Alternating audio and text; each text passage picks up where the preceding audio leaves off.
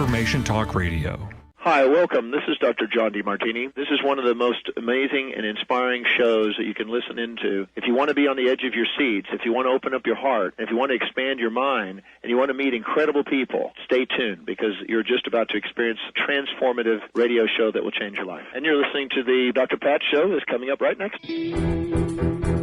Welcome to the Dr. Pat Show. Talk radio to thrive by. Powerful, inspiring, and coming to you live, bringing you stories of people like you and me, busting through and living life full out. Get ready to dare to wonder what your life would be like if you knew you could not fail. Hey, everybody. Welcome to the show. Look, you know that in a 17-year period of doing this show, I've talked about many things, especially in the area of wellness and giving all of you solutions. But here's one thing that hit my heart so hard. I felt so powerless. I felt so helpless when my friend passed away from something that we call ALS.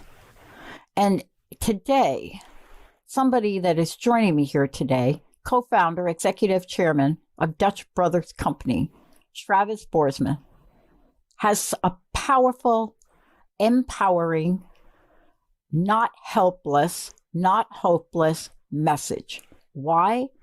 Because when ALS hits you so close to home and you get to watch and you get to see, you have to do something if you're Travis. You have to do something. So can a cup of Joe support ALS? You bet. And we are here full out to support everything that Travis is doing to help raise money for something you're about to hear about. Travis, great to have you. Well, thanks for having me. I've done a lot of shows. I become an advocate for health and wellness over a 17-year period. I've talked about everything from Lyme disease to what's going on now. But I will tell you this, when it came to watching my friend who was diagnosed with ALS, I had never felt such a sense of helplessness. For you, you've taken a similar journey, more so than me. You know, for you, this is about Dane, isn't it?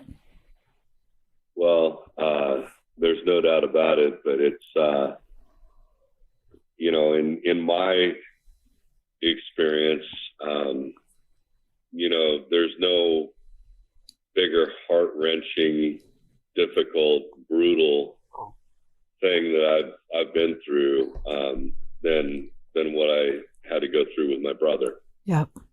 He was not only my brother, he was my business partner. He was my best friend and my mentor.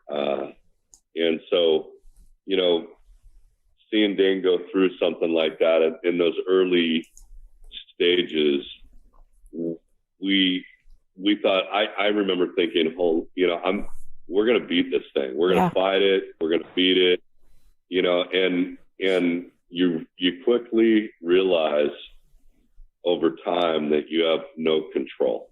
Mm-hmm. And when you know, for where I was in my life, that was tough because I guess to some extent, you know, I'd like to think that, you know, we can persevere, we can get through, we can find a way, you know, I'm the eternal optimist. So when you get dealt this hand, you do feel helpless. And there is, that feeling is just a terrible, horrible feeling. Yeah. And you're right. You shared so much, Travis. You shared so much. I mean, you know, being co-founder, executive chairman of Dutch Brothers Company, coffee, it's privately held drive-through coffee company. It's the largest. And this is an accomplishment, an achievement. And when you build something, you don't expect something like this just to come out of nowhere. These are my words, to come out of nowhere. But the question then is, when it does come out of nowhere, what do you do after you experience this and watch the pain? And for many people, they may not know what ALS is, and I want to give them some information about it. but you took action. Tell us about the action today. Well, 15 years ago, we decided to dedicate one day a year in the month of May. It's ALS month. Yep. So, one day a year, we call it Drink One for Dane. And proceeds go to the MDA to hopefully find cause. And all of our shops in all 11 states contribute on this day. And all of our employees, all of our broistas, all of our great customers, everybody kind of comes together. People come from, out of the woodwork to really just support this day alone. And people have come to look forward to it. Yeah. Especially those who have had an experience like we have, and when you go through something like this, it's one of those things that kind of it's a scar that is on your heart that you never forget about. And so, the impact that we've made is significant. We've been raising money every year on Drink One for Dane. And our goal is to eclipse $10 million cumulatively with Drink One for Dane. We're hoping to hit 1.6 million on May 14th alone. Wow. That'll put us over the $10 million mark. So, money is a wonderful tool. It's a great resource, and that's all it really is. I mean, you can't really do anything with money. It's one of those things that you can't take with you when you pass. And we're like vapor here. We're all terminal, or maybe we're eternal, but one day, our number will be called, and we don't get to pick how or when. And if you get this number called in this how, to me, it's one of the most brutal ways to go. It really is. And we're going to talk about that. I want to make sure everybody knows. Look, go to Dutch, DUTCH Brothers, but it's abbreviated Bros. I love that. BROS.com, Dutch, BROS in Sam.com. And for those of you listening, I want to just be really clear about availability for the state. When you go there, you're going to see the map of locations. And when you look here, for those of you sitting here in Western Washington and Eastern Washington that are listening to the show, there is a location that you can put on your calendar for this day. And you pull out your calendar now and you go there and you take a look at this, and you'll be able to see throughout the country, but especially through the state of Washington, take a look. There are places for you to go. There are coffee shops for you to go, Dutch Brothers coffee shops all over. There's one that we're planning to go to right up the road from us in Everett. So this is really what we're talking about. It's a call to action. I need to take a minute with you, Travis, to talk about ALS. Because this is what many people don't know. Let's talk about ALS. Let's talk about how many people get it. What are the chances? Out of all of the illnesses I've studied in 17 years, this is the one that we've done the most talking about and the least amount of solution in all 17 years. Tell us about what ALS is for people that don't know. Well, so, with Dane, it started with a speech. You start to have slurred speech. It leads to difficulty swallowing. Over time, you have difficulty with your breathing diaphragm. And then, you lose your ability to walk. You lose all of your muscle performance. So, for those of you in Eastern Washington, you probably know Steve Gleason, the former pro football player for the New Orleans Saints, and I believe he was a Washington State Coug. He's like a living legend, a hero to me, and he is well into the disease. He only is able to communicate with his eyes. Yeah. So he literally has lost the use of everything but his eyes and maybe a smile, but he's brilliant in his space.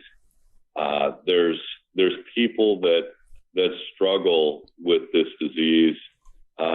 Every year, there's turnover. The average life expectancy once diagnosed is about 2 to 5 years. Yep. I think Steve is somewhere out there like 8 to 10 years since diagnosis and still rocking. There's a documentary, if you have the opportunity to watch it, that's incredible with him and a whole team hiking Mount Kilimanjaro. I just, or maybe it was Machu Picchu, one of those two. But the thing that is really tragic is every year about 30,000 people have it at any given time. Right. And so because there's not a lot of, there's no drugs or there's no money to be used for research, it has to come from organizations like us, crusades, and organizations like Steve has put together, Steve Gleason. He has Gleason Fest for music buffs, a big festival out there in Spokane every year. It takes extraordinary effort. Pete Freight's the Ice Bucket Challenge. That was one that really put it on the map. The more that we can share and give people awareness, that gives us the ability to really get people to help and donate and try to put some money behind this thing for the people who have committed their lives to research. Because this thing it's gone on way too long. Yeah. It's something that I do believe we're closer to finding a cure for our cause every single day that goes by. I think we're making significant progress. And, it's because, Travis, what you're doing here and, you're coming out and you're making people aware.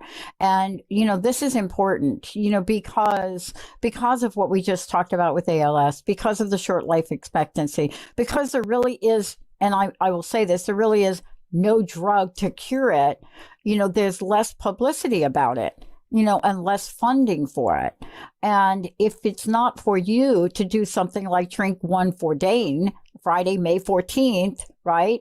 I want everybody to really know, please, Friday, May 14th, go get a cup, go get a drink one for Dane.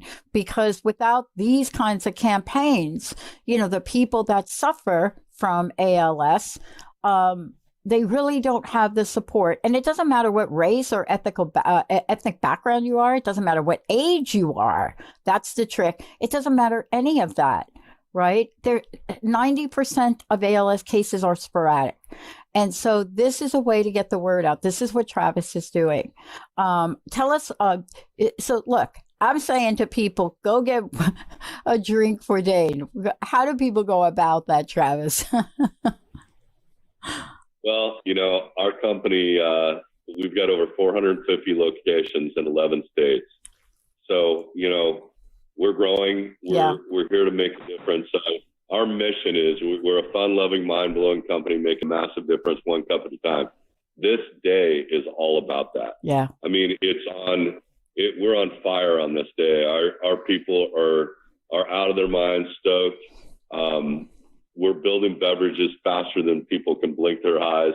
I mean, it's a day to really make impact, make a difference. And if you go to any one of our shops, that's one way. Proceeds from every cup go to cause, research to find cause, cure. And then if you don't have a shop near you, or you just simply want to do it easily, you can go to DutchBros.com and donate. So it's a big deal.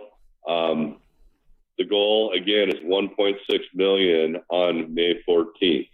And if we hit that goal, when we hit that goal, we'll eclipse $10 million over a 15-year period of time. And, if somebody would have told me that when we started this thing out, I would have just been blown away. Yeah.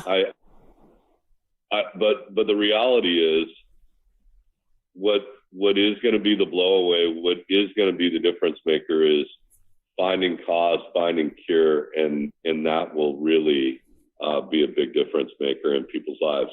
I can't begin to tell you how horrific, how challenging, how difficult how heart-wrenching it is for the people, the families, the friends that have someone go through this. It tears your heart out. It's one of these things that I believe we'll get through, but it's going to take extraordinary effort from all of us. Mm. Travis, thank you for today. What's your personal message? What would you like to leave us with today? Well, I guess what I'd say is we never arrive until we depart. So no matter where you're at, no matter who you are, no matter what your struggle is, the best thing that we can do is continue to grow, continue to learn, continue to apply those lessons in our lives to be a better version of ourselves, to make an impact and love on each other. At the end of the day, man, don't lose sight of love. Mm-hmm. Dutch Bros is in the relationship business, and the product is love. So at the end of it all, man, that's all that really matters. And you don't get to pick when or how you go. So, make the impact you can make, seize the opportunity. It's your life, write your book, make it happen. I love it. Thank you. Thank you so much, Travis. And for those of you out there, DutchBros.com, we're all over it. Thank you so much, Travis. Thank you so much. And I want to just mention for everybody here, come on, this is all about Drink One for Dane. It's on May 14th, and the company, Dutch Bros, will donate a portion of the proceeds. More than 400 shops across the nation. Please get involved. Please help us out. Please, let's get a cure for ALS. Let's take a short break. We'll be right back.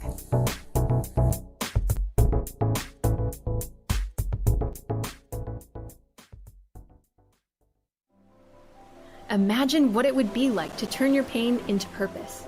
Tune in to Transformation with Martinet every second and fourth Friday at 10 a.m. Pacific on TransformationTalkRadio.com.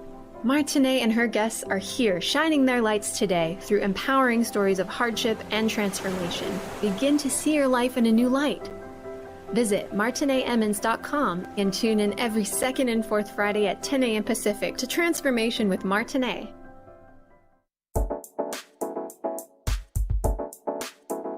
Hey, everybody, welcome. Welcome to our good news segment. Actually, fantastic news segment. What happens when you're somebody like me, and over a 17-year period, you have interviewed some of the most interesting people, but never really thought about the impact they truly make on the world?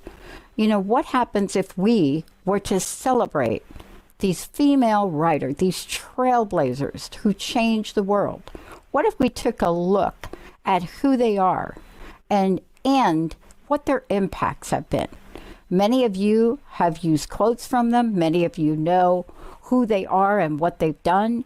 You may not always remember their names, but you know that there has been a game-changing impact. Today, joining me, Lauren Marino, longtime book editor and publisher, and the author of Bookish Broads, Women Who Wrote Themselves into History, is joining me here today because celebrating and honoring the dignity of these women right now is one of the most important things we can do. Lauren, it's great to have you. What an epic effort. Oh, thank you so much. It's great to talk to you. I don't know if we take the time, I'm thinking about this for myself, if we truly take the time to really honor the women that have literally shifted the way we see the world. Can you tell me, from your perspective, what touched your heart? In order for you to do something like this, something had to literally blow open your heart. Right. Well, I think, I'm a lifelong reader. I loved books as a child. I've always been a writer, and I've devoted my whole career to publishing books.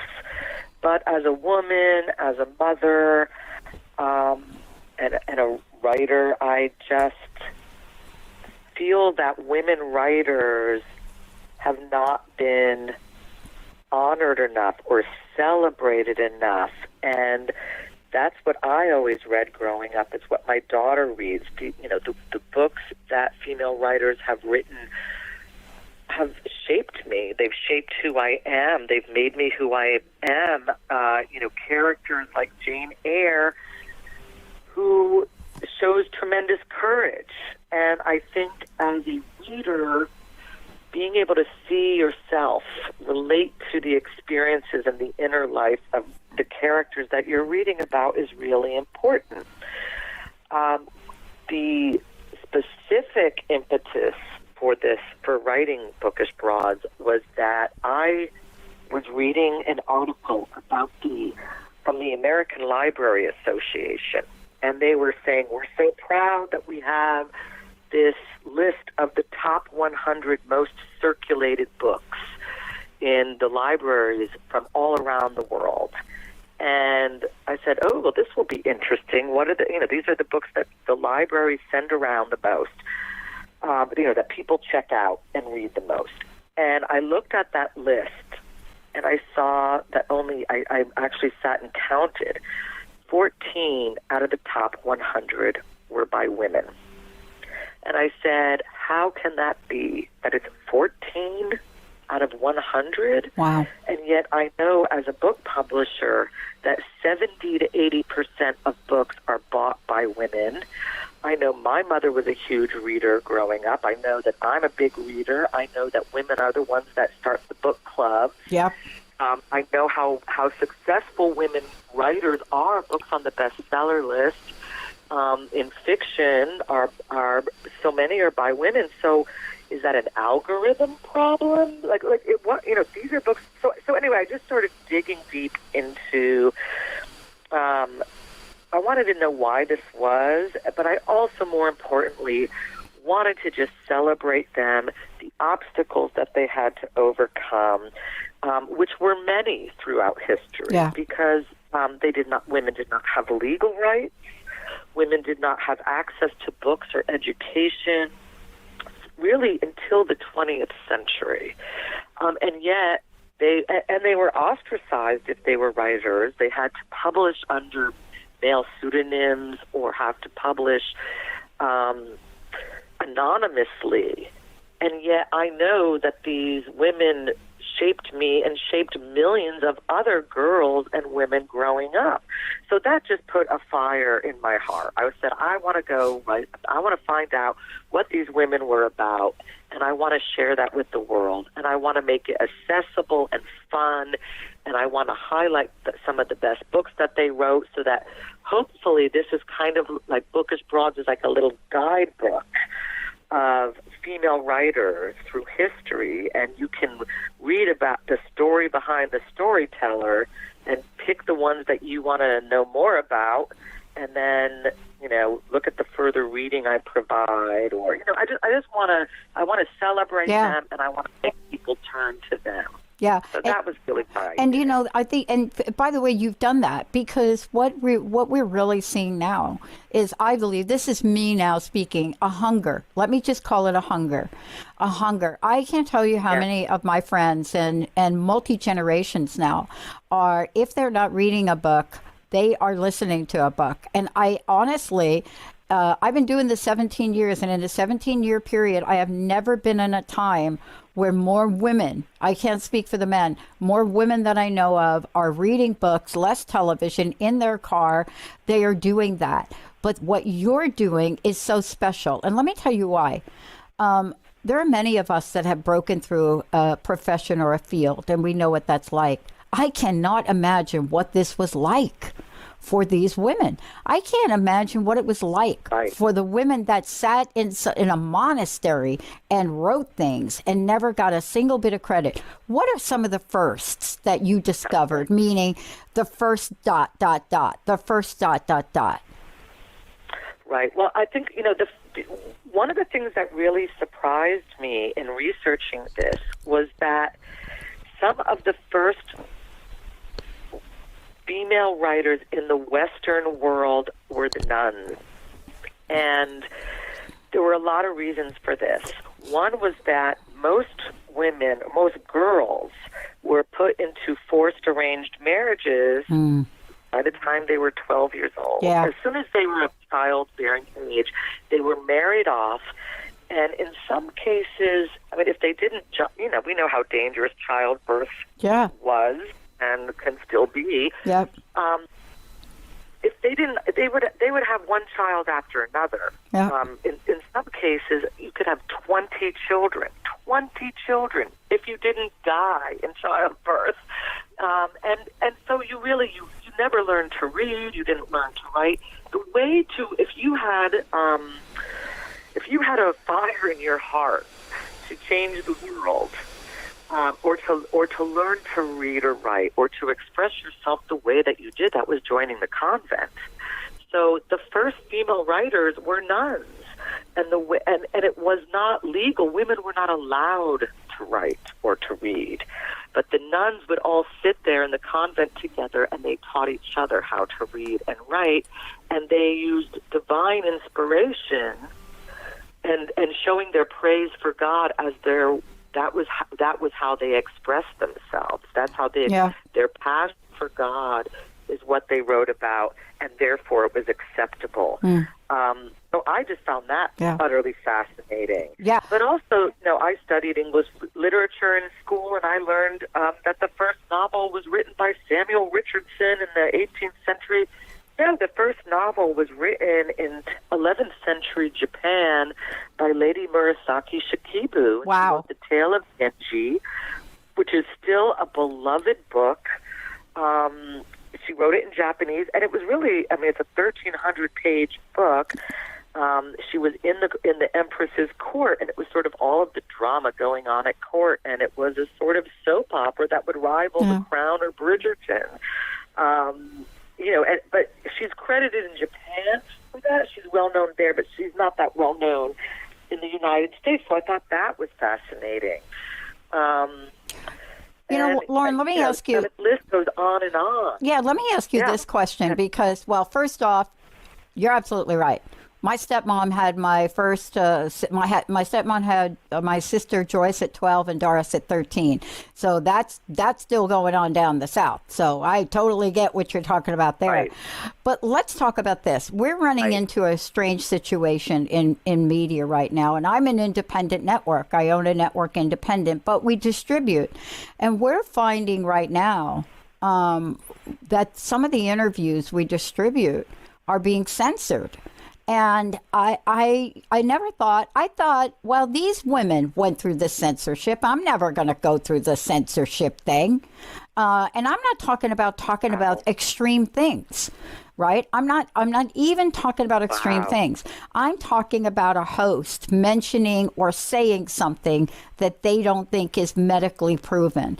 And I've never experienced that. So my question to you is, what the heck did these people go through? Did we ever really get what they really wanted to write? I think a lot of them did. They were ostracized. And some women writers still are. Growing up, I read Judy Blume, and so did millions and millions of other girls. And her books were pretty innocent, but they were meant for teenage girls because she wanted to write books that answered the questions that she had when she was growing up that no one had told her.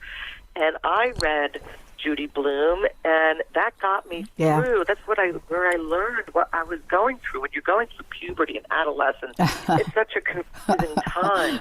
It's confusing physically. It's confusing emotionally.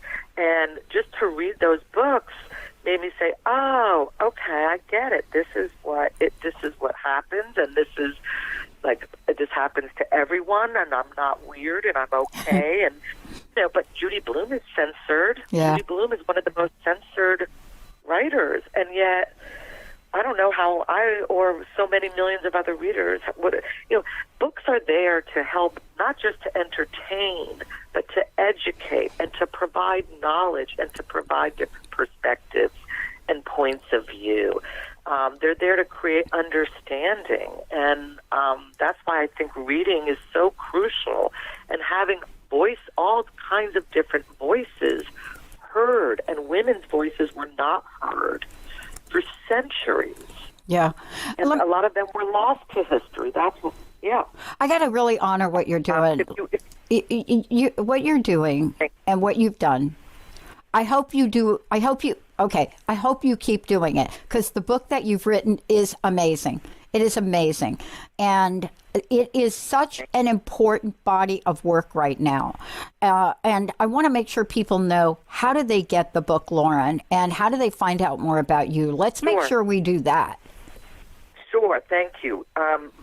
You can go to my website, which is laurenmarinobooks.com. There's an excerpt of the book there, and there are also links to buy it, but you can buy it on Amazon, at Barnes & Noble, at Books A Million, at bookshop.org. You can find it online. You can find it in your independent bookseller. You can ask for it if they don't have it.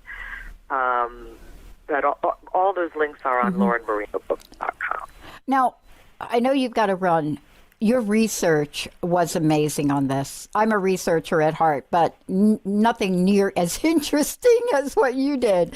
But you did the research on this, and I would love for you to spend a few minutes letting us know what some of the little-known facts are. For example, many of us know that women used to use pseudonyms, but very few of us know that contemporary women use pseudonyms. Everybody from the most popular books out there, right, to writing books about vampires, or maybe writing a book about Anne Rice, for example. Her first set of books wasn't under Anne Rice's name. Shocking. It's shocking to me that we're living in this age. Yes. But that's what you found out, right? Yes. And, for most of history, women were not allowed to publish. Wow. So often they would have to have their brothers go to the publisher and get the book published on their behalf, but they could not put their name on it, or they had to use a male name. So some of our most popular writers, like Jane Austen, the Bronte sisters, George Eliot, George Sand, they either wrote under a male pseudonym or anonymously. But even as recent as, the Harry Potter books are written by J.K. Rowling, but J.K. Rowling's first name is Joanne. It's Joanne Rowling. But because she was writing what the publisher thought were a book about a boy wizard, they thought it was a book for boys, that they wouldn't read it if they thought it was written by a woman, so they had her use a pseudonym. And of course, they became the most popular books of their time. She revived the children's book publishing industry with those books, and they appealed to boys and girls equally. They also appealed to the parents and adults. Yeah. But also, my daughter in 7th grade last year read The Outsiders by S.E. Hinton, which I remember reading when I was in school, and it's a fun movie. It's about Tulsa, Oklahoma in the 1960s, and the boys that grow up on the wrong side of the tracks. The movie started the careers of Tom Cruise and Patrick Swayze and a lot of other great actors, but I did not know until I was researching this book that S.E. Hinton was Susan Hinton. Wow. And that Susan Hinton wrote that when she was 17 years old. She's from Tulsa. So that was fascinating to me. Harper Lee. Now, we know she's a woman, but she wrote To Kill a Mockingbird. Her first name is Nell, N-E-L-L-E, Nellie.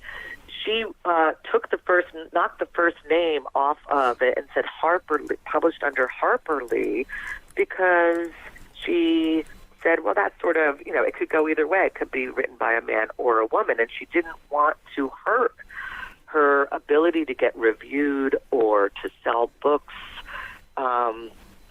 She didn't want to deal with the criticism of being a woman writing that book, so she wrote it under Harper Lee.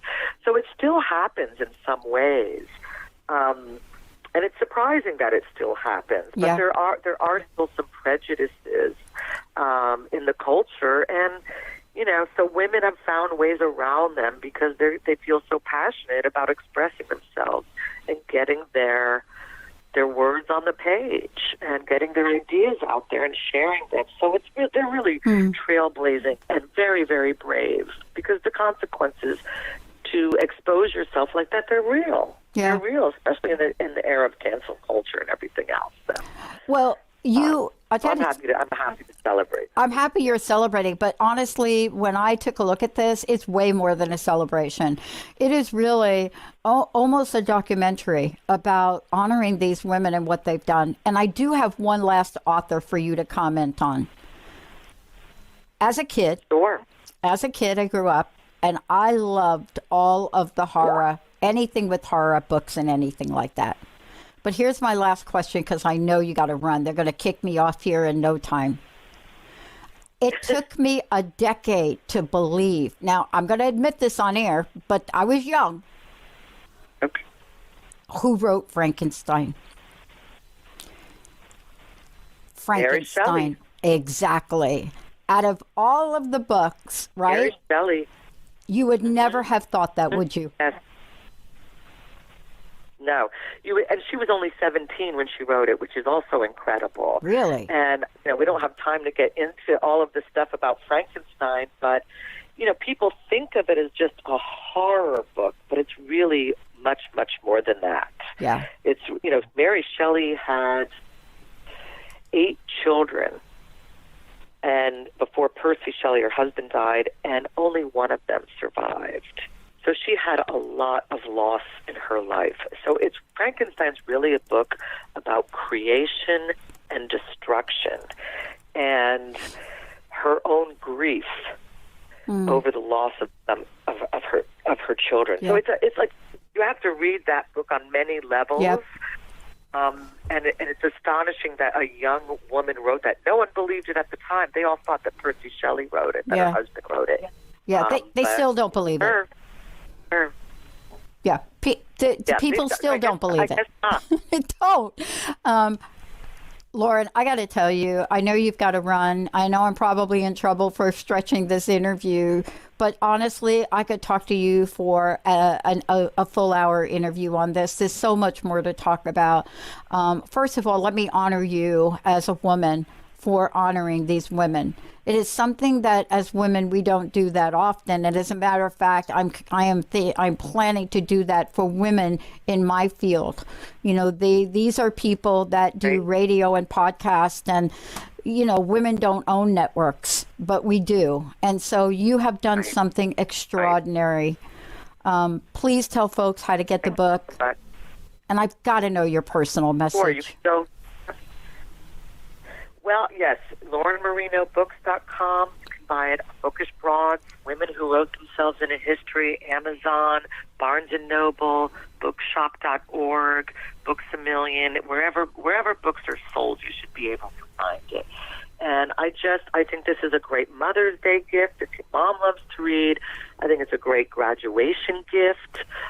I think it's for women of all ages. And if you have a bookworm in your life, a female bookworm, she will love this book. And she'll learn something. I also think for aspiring writers, when you see what these women went through to get their word out there, if you are an aspiring writer, these women will inspire you. Lauren, I got to thank you for this. And more importantly, thank you for making this illustrated. What's your personal message? What do you want to leave us with? Oh, I think that, words are powerful, and reading is, creates knowledge and understanding. And I've devoted my life to books. I want people to read. I want people to come together through a love of literature. I hope you'll come back on my show. There's so much more to talk about. And thank you for all that you're doing, Lauren. Thank you so much. Great to talk to you. Hey, everybody, please get this book. Please share this with your family. Please share this with your daughters. Once you get into the book and you open it up, you're going to hear things we didn't talk about today. Thank you all.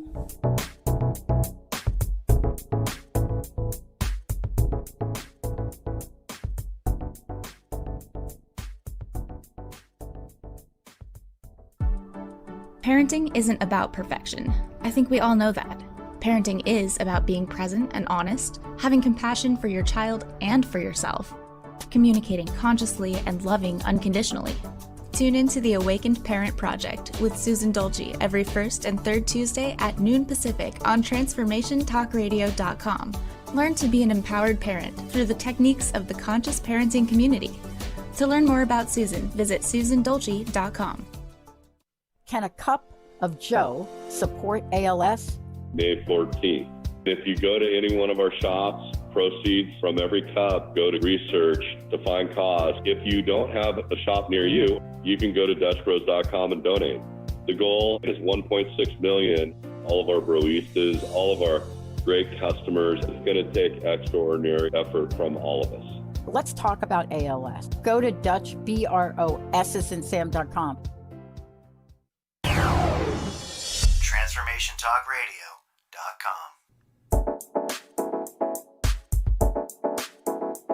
Hey, everybody. Welcome to our good news segment. Let me just say this and just take this in. Novel cell therapy now approved for a community in need of new options. Think about that. You're going to find out what's underneath all that. But novel cell therapy now approved for a community in need of new options. You ever been in a situation with your health and wellness where there were not new options?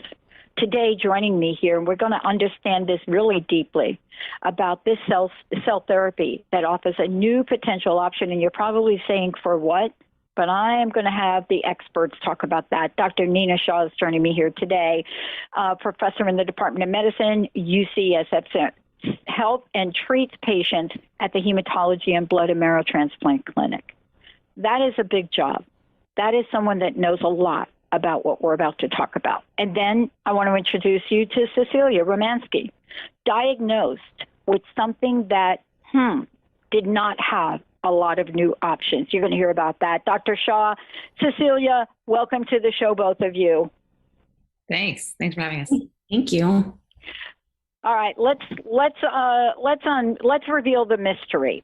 Let's reveal the illness we're talking about, the mystery. And the reason I like to lead with need of new options is so often, we are faced with the form of cancer and we do not have new options. And this is a good news segment. So it's all about new options. Dr. Shaw, fill in the blanks about what exactly are we talking about and why are new options critical right now? Yeah. Well, so first of all, thanks so much for having me and being able to talk about this exciting new option. And I want to just give a little background that multiple myeloma, as you know, is a cancer of plasma cells, which are immune cells in a patient's body. And these cells grow and take up resources of other cells. And that's generally what cancer is. And it can present with fatigue and bone pain, tends to be in patients that are a little bit older. But the most important characteristic about this disease is that it is incurable, which means that patients are constantly going from treatment to treatment to treatment. They're always on therapy. And every time a treatment is done, we hope that it lasts for a long time, but sometimes it doesn't last and people have another treatment. And so as time goes on, it becomes this marathon of a disease. And we're always looking for the next option. So that's why we're so excited to have something new, this CAR T cell therapy, Abecma.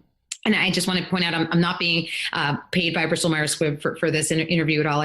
I'm really wanting to raise awareness about multiple myeloma and talk about this new exciting therapy, Abecma. Yeah, and we're going to have Cecilia on in a minute because I have a friend that is going through exactly what you just described, treatments on a regular basis. For her, it really is a step in a world of unknown. Am I going to be okay tomorrow? So I really want to point that out because need of new options and talking about new options is literally miraculously a breakthrough. And we're going to get back to that, Dr. Shaw. Cecilia, thank you for joining me here today. Welcome. Oh, thank you. So this is up close and personal for you. And yes. I want you to share your story because this is literally personal to you. Right. Yeah, I was 40 years old when I was diagnosed in 2005. Had young kids, they were 9 and 11, and my husband, we just had this awesome little family. We still do, but then multiple myeloma came on board and kind of a shock. I've been healthy my whole life. So you get into treatment, and I had a stem cell transplant. But like Dr. Shah was saying, it's just a marathon of treatment. Like you'll be in treatment for a year, 9 months maybe, and then it starts to wear off and the cancer comes roaring back. So you're always thinking like, what's the next thing ahead? What's the next thing? And thankfully I got to be at UCSF, which is an amazing care facility. And I cannot say more about that. The team over there, they're amazing. But it's just that always, and then you have like people, friends, just trying to help you or overhelp you with information because, you're always trying to think like what's next. And that can be overwhelming and, trying to dial down the noise and help you by telling them to maybe back off sometimes. But yeah, just really listening to your doctors and going to resources that are pure and that your doctor directs you to. It was really helpful for me because you're just trying to live your life. You're just trying to do treatment, fit it into your life, and then just get back to going to the grocery store. So, yeah. And then this Beckman, it's a one-time infusion. Yeah. It was amazing. Yeah. A one-time infusion. Did you say that? Oh gosh. Yeah. No, it still boggles my mind. Yeah. Yeah. Okay. For me personally. Well, and the reason that that's important to say is because people are listening to this and we know other people that are going to treatment. That's like a miracle. One of the things, Cecilia, is fast forward to where we are today, right? Mm-hmm. You're somebody that is alive and thriving and walking and hiking, right? You have a new perspective on life. How valuable is that to you? Oh, absolutely. Yeah. When I was first diagnosed, the prognosis was 3 to 5 years. And I don't know if it's a mom thing, but just like, okay, so that's what I have. Like, okay, what do I need to get done? So my kids got hyper educated on everything they needed to know when I wasn't going to be here, supposedly, but I'm still here. They're done with college. So I've kind of run out of advice and now I just get to enjoy them. But it just really changes your mindset. And again, you don't want to let it overcome your life, but at the same time, it's hard not to. It becomes your full-time job to take care of this so you could participate in life and be fully present when you're not necessarily doing treatment. So yeah, this Abecma treatment was for our whole family. It's the biggest gift. Wow. Thank you, Cecilia. Dr. Shah, the University of California, San Francisco, that's what the abbreviation stands for, everybody. UCSF. I want to like peel the onion back with you if we could, because when I said, in need, we needed to have something new. What are the unmet needs that persist in this disease for people to know? Because if you think about Cecilia, and, that's why I had her say it again, one IV treatment, that is not generally the pathway people go with this disease. Can you really peel back the onion for us today? Yeah, I think this is a really important point that you're making here. We've got the first time that we have, first of all, a T-cell therapy for myeloma. This has never been done before.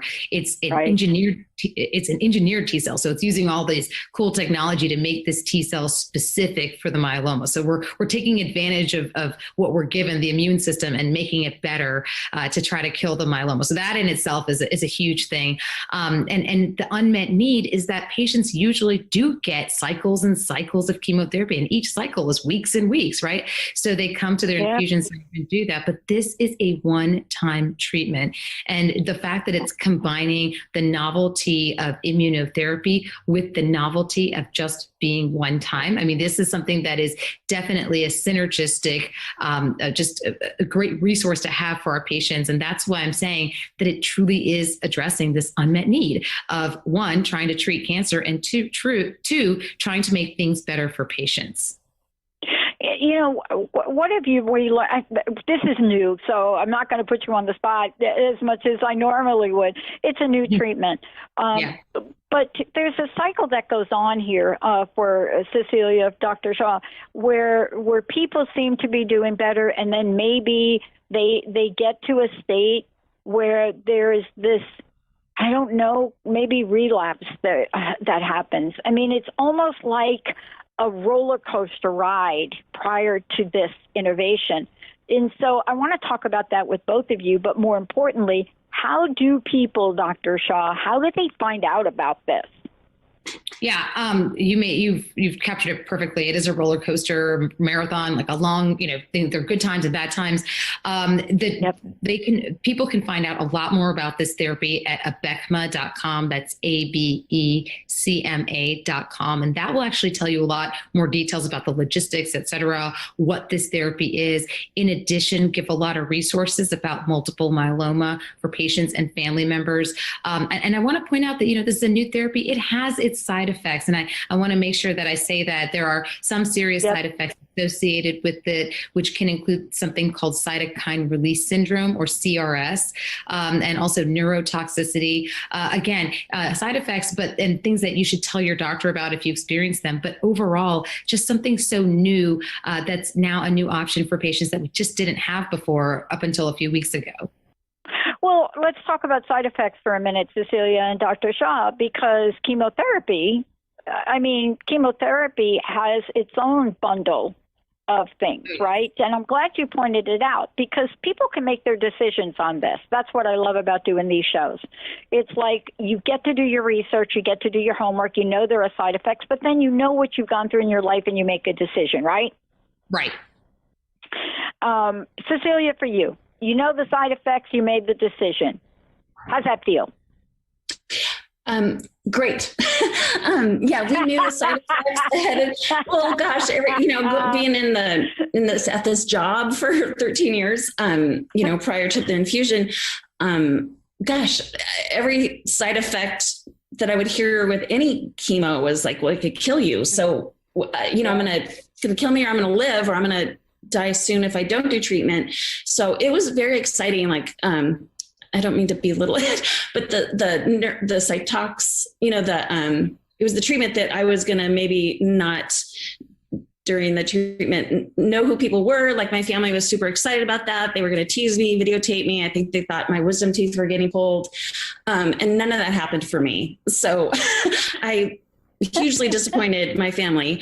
Because I've had everything, and you're just so nauseous, other treatments that you're just so nauseous, and it's exhausting, and you don't want to be exhausted for your family. Like, if anything, that's the only reason why you do any of this, is so you could wake up and give them a smile on their face. Yeah. It gets tiring, but just that one-time infusion is vastly, for me, it just changed our lives. And so going into it, it did change my life. But looking at, the possibility of doing it, I wasn't scared, because I feel like we'd walked through so much fire before. So we were just so excited with anticipation, and seeing the excitement in your doctor's eyes, like watching that, like this whole thing has been so exciting for me to watch them, for knowing them for so long, that this is their passion. Like, they get to, help people with this disease. And, so it's just been miraculous to watch this whole process and just see how helpful this is for people. And Yeah. Thank you so much. Dr. Shaw, I know we've got a minute or two left, and, there's so much more we could talk about, but I really want to get to what excites you most, where you're sitting right now and what you see in the future, because, I agree with Cecilia, the look in your eye, but the look in your eye is more than just a look in your eye. It's a look into the future. Tell us about that. Yeah, we are so excited that there's a new class of therapies for this disease, because we didn't have that a few years ago. And what this opens up is the possibility that these treatments can, of course, be available for relapsed refractory myeloma. And we hope in the future, maybe patients don't have to wait to the end, after many, many lines to get this treatment. We also hope that by participating in clinical trials, people will, our myeloma patients, our community, we will also learn more about the disease and how to best treat it. This is the first step, and I hope a long series of steps for improving our patients' experience, and increasing the number of years where they will be able to wake up with a smile on their face, as Cecilia mentioned.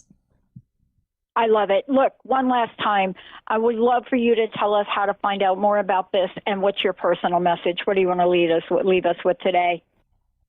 For me? Yes. Yeah. So please, if you are interested in knowing more about this therapy, please go to abecma.com. That's ABECMA, again, for resources about this therapy and the disease in general.